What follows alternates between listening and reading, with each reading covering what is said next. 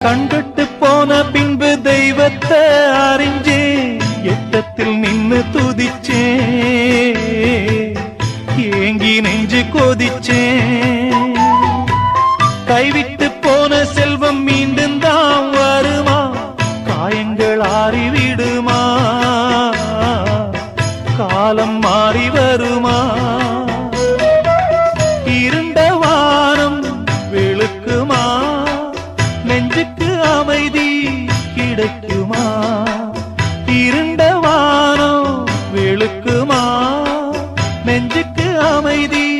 கிடைக்குமா அம்மாடி என்ன செய்ய மன்னிக்கணும் என்னத்தான் யார்கிட்ட சொல்லி அழுவேன்